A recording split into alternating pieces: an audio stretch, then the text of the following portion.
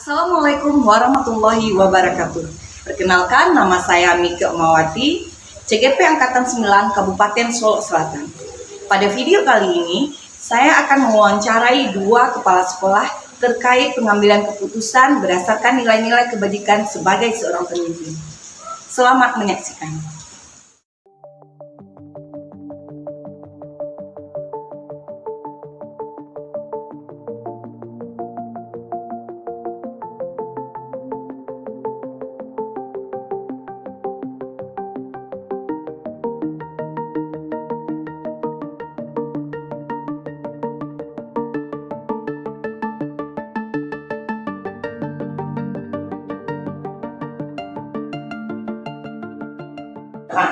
Oke.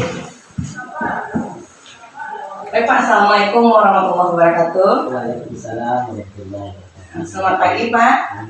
Gimana kabarnya hari ini Pak? Alhamdulillah sehat walaupun ada berkah hujan hari ini ya. Iya Pak. Baik Pak, terima kasih atas kesediaan Bapak hari ini untuk waktunya. Pertama kali saya mengucapkan terima kasih Pak, dan saya juga bersyukur sekali, alhamdulillah saya bisa menimba ilmu dari pengalaman Bapak sebagai kepala sekolah. Di sini saya mau mewawancari Bapak terkait tentang pengambilan keputusan yang berdasarkan nilai-nilai kebajikan sebagai seorang pemimpin di sekolah ini Pak. Selama ini kalau di sekolah ini kan banyak kejadian-kejadian atau kasus-kasus yang kita hadapi kan Pak. Ada juga yang kita sebut dengan dilema etika dan bujukan moral. Nah, terkait itu saya punya beberapa pertanyaan Pak. Oke. Pertanyaan pertama, bagaimana Bapak mengidentifikasi kasus-kasus yang merupakan dilema etika dan bujukan moral? Oke, terima kasih Bu Miski. Tentu kita harus tahu dulu apa itu bujukan moral, apa itu dilema etika. Kalau bujukan moral kan sesuatu yang berhubungan dengan nafsu benar dan salah berdasarkan norma-norma. Ada norma yang dilanggar ya. Nanti konsekuensinya kalau bicara itu lebih dekat ke konsekuensi hukumnya.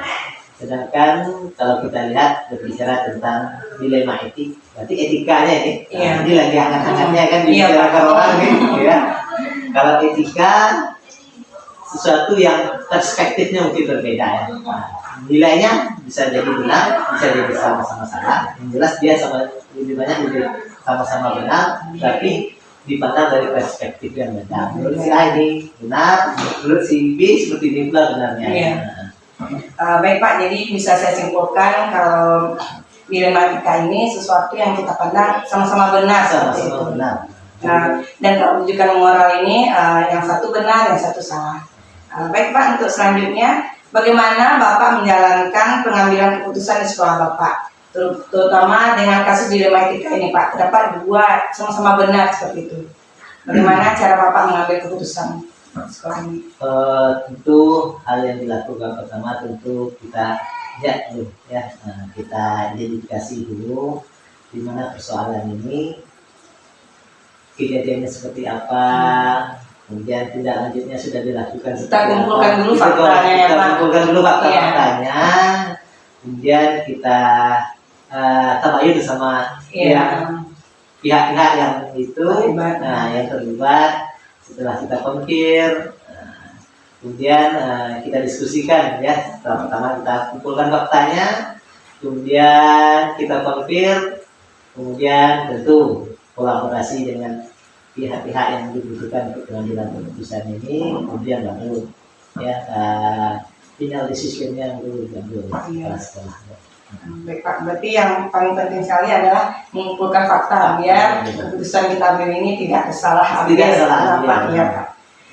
Lanjut Pak, langkah-langkah atau prosedur seperti apa yang biasa Bapak lakukan selama ini? Prosedurnya tentu seperti standar operasional yang ada ya. Setiap langkah itu kami memastikan setiap pos-pos dalam persoalan yang akan dialami jika ini berhubungan dengan siswa, mulai dari guru di dalam kelas, tentu mereka sudah memenuhi standar yang ada, memastikan itu wali kelas, kemudian guru BK, wakil kesiswaan, sampai ke timingnya nanti kepala sekolah, standar-standar poin-poin yang dibutuhkan untuk penyelesaian persoalan itu harus terpenuhi oleh setiap Berarti SOP-nya udah jelas, udah terstruktur seperti itu. yang harus terikuti. Baik Pak, lantas pertanyaan selanjutnya, hal apa saja yang selama ini Bapak anggap efektif dalam pengambilan keputusan ini Pak? Hal yang paling efektif pertama tentu ya komunikasi.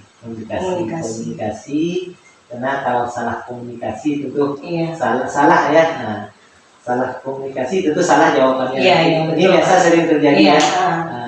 Menurut si A seperti ini, menurut si B kita harus mengumpulkan data-data, fakta-fakta. Jangan miskomunikasi. Nah, intinya ada di sana pada hal komunikasi yang penting. Yang sama sekali yang paling efektif.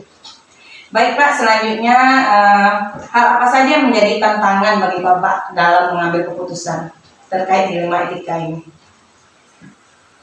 Tantangan itu banyak ya, tantangannya banyak kalau berhubungan dengan dilema etika, karena ini sesuatu yang bisa dipandang di kondisi oleh seseorang A benar, oleh si B dengan pendapat yang berbeda. Tujuannya sama-sama baik, tapi jalurnya tentu di sini akan ada terjadi gesekan. Nah, kalau secara teori fisika jika terjadi gesekan itu akan muncul panas. Nah, tantangannya tentu di sana bagaimana kita meminimalisir munculnya panas ini. Apa oilnya yang butuh kita terapkan di sini. Baik Pak, lanjut ke pertanyaan berikutnya. Apakah di saat menghadapi memutuskan pengambilan keputusan ini ada jadwal tertentu dalam penyelesaian kasus ini, atau Bapak langsung menyelesaikannya di tempat? Misalnya terjadi suatu kejadian, Bapak langsung selesaikan di tempat, atau memang ada jadwal khusus untuk menyelesaikannya Pak? Kalau persoalan biasanya tergantung situasi dan kondisi. Nah, karena ada yang untuk persoalan A bisa diselesaikan di tempat, untuk persoalan B harus mengikuti sistem SOP yang kita miliki. Ini tergantung tingkat permasalahan yang kita hadapi. Berarti kita harus lihat dulu situasi dan kondisi dan konteksnya seperti apa ya. Nah, kalau tidak nanti kalau kita terjadwal, sedangkan kondisinya harus diputuskan detik itu juga ya. Betul Pak. Baik Pak, selanjutnya adakah faktor-faktor yang mempermudah Bapak selama ini dalam mengambil keputusan, atau adakah seseorang yang mempermudah atau membantu Bapak dalam pengambilan keputusan terkait dilema etika ini Pak? Untuk yang berhubungan dengan dilema etika, hal-hal yang membantu tentu rekan-rekan kerja, tentu sangat ya, karena kita sebagai sebuah sistem ya, kolaborasi. Sebuah sistem tentu tidak bisa berdiri dengan sendirinya ya. Nah, kalau seperti tulang ini harus penuh ya, lengkap 8 tulang itu baru jadi namanya manusia. Begitu juga sistem di sekolah tentu tidak bisa berdiri sendiri. Mereka dia terlihat mulai dari guru mapel, wali kelas, guru BK, wakil kesiswaan, dan teman-teman rekan sejawat. Tentu ini akan kita compare pada mereka, sehingga keputusan ini bukan keputusan kepala sekolah secara pribadi, tetapi sebagai sebuah keputusan bersama yang nanti sama-sama akan kita bertanggungjawabkan. Berarti udah hasil musyawarah dengan rekan-rekan kerja. Baik Pak, untuk pertanyaan terakhir Pak, kita sudah sampai di pertanyaan terakhir. Pembelajaran apa yang Bapak petik dari pengalaman Bapak selama menghadapi pengambilan keputusan dalam dilema etika ini Pak? Pembelajaran yang dapat diambil karena ini berhubungan dengan hal-hal yang sama-sama benar.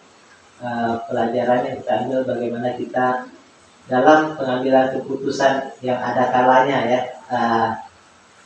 A benar, B juga benar, tapi kita lebih melihat bagaimana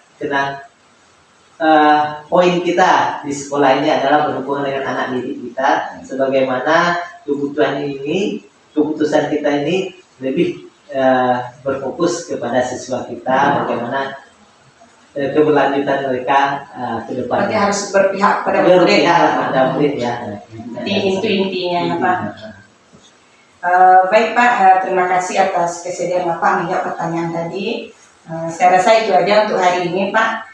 Saya sangat berterima kasih sekali Pak, Bapak sudah mendukung saya dalam program pendidikan guru pembina ini. Sekali lagi saya ucapkan banyak terima kasih Pak. Assalamualaikum warahmatullahi wabarakatuh. Iya Pak. Assalamualaikum warahmatullahi wabarakatuh. Waalaikumsalam warahmatullahi wabarakatuh. Misi Pak. Ya, sama-sama.